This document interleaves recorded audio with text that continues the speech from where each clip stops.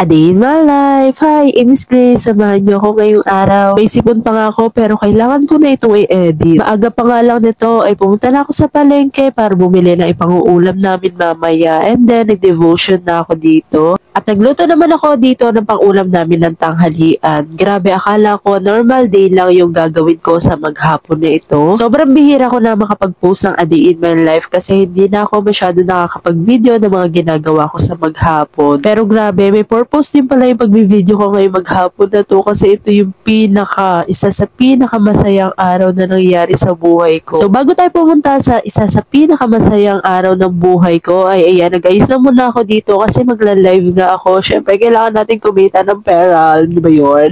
And ayan, nag-live nga muna ako dito. After ng live ko, hindi na ako nakapag-video kasi nagpahinga lang ako noon. Tapos nag-ayos ako ng mga gamit ko. Kasi tinawagan niya ako ni Onyx na niyayaya kami mag-hotel. And nag-message din sa akin si Ate Ladine na ayun nga, mag-hotel kami ngayon. So syempre ako dito, walang kaalam-alam. At nag-dinner nga muna kami dito sa may Firehouse Pizza. And hindi ko man lang nahalata yung mga moves nila dito ha. Noong November 2 pa sana ito gaganapin. Kaya lang ibinuking sa akin ng tatay ko. Kaya ayun, naudlot. At ngayon, ayan, wala akong kaalam-alam na ngayon na pala magaganap ito. Kasama ko nga pala ngayon ang Adaw family at Jornadal family. At ito na yun guys, yung isa sa pinakamasayang kaganapan sa buhay ko. Kunwari, meron silang pinapakuha sa aking baso, pero yun pala, meron na sila dito paganap.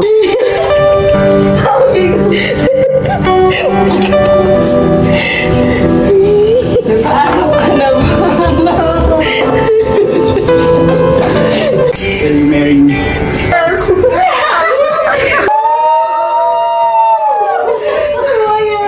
Let's go!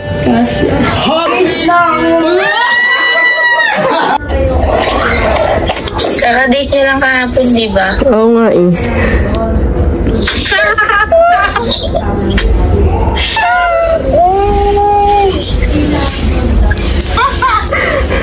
Oh my gosh!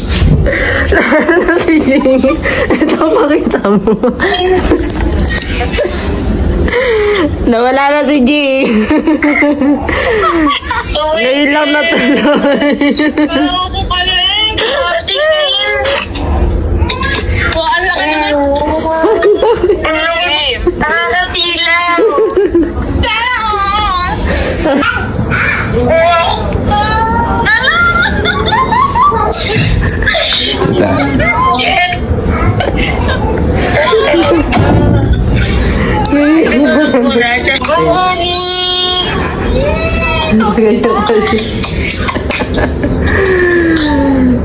Ayan, kaya una nakaano.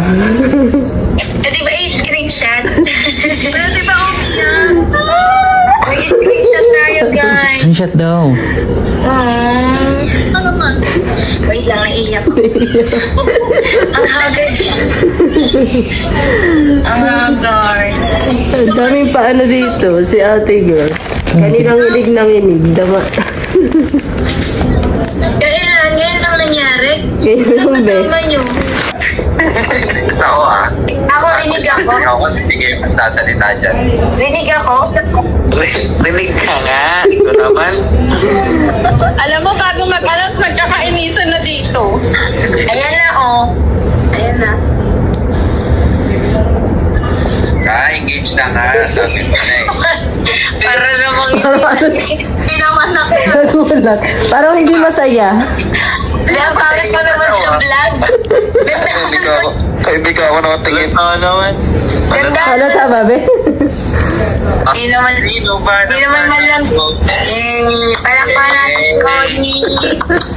Ano daw? Pala. Ano? Babalik ako sa bahay. Ano daw? Isa din. Anong announcement daw? Ba't hindi pa pinopose? Be, ngayon lang. Kayo yung una. Kayo yung una sinabihan. Hindi Paulit nga ng luhod. Congratulations! Bakit ang mga reaction? Sabi, nagulat ako. Nakakagulat. Parang naiingit ako. Kaya ang pangit ng vlog ni Grace. Ulitin nyo. Wala na. Ganon. Sungit eh. Kaya pala busy si Angelo. Grabe. Parang gusto ko na rin mag-propose dahil sa nangyari. Oo, ano ba daw? Yun lang, guys. Ulit sa kola. Oh my God! Are you sure? Yaman naman Sa family ko dyan, don't you worry kasi matagal-tagal pa to. So, ayun guys, finally, engaged na ako. Pero wait, parang hindi pa ako handa ma-stress sa preparation na to. Pero thank you Lord and praise God kasi engaged na ako sa taong ibinigay mo sa akin. At ito na nga ang ating flower girl, super cute Adi. Thank you so much po sa lahat na nag-effort dito sa Adaw family, Jonadal family, Liwanag family, and syempre kay Casey. Thank you so much po sa lahat ng efforts nyo. And syempre sa love, thank you so much. Thank you kasi hindi mo ko sinubuan kahit ilang beses na kitang sinaktan at pinaiyak. Thank you kasi nanatili ka pa rin sa akin. Kaya ngayon, deserve mo yung yes ko. Saka na yung I do Lord, thank you so much sa taong ito na binigay mo sa akin na sobrang sipag, sobrang bait, sobrang responsible, sobrang marespeto. Kaya Lord, thank you so much. Ano ba yan? Tama na. Saka na ulit sa kasal. Charis, matagal-tagal pa yun guys. Kinabukasan na nga ito at hindi na kami nakapag-banding after kasi sobrang antok na ang lahat kasi anong oras na yun. At ayan, nag-breakfast na nga kami dito tapos naglakad-lakad lang ng kaunti and umuwi na rin kami after. And that's it guys. Thank you for watching. Sana masaya kayo. Bye!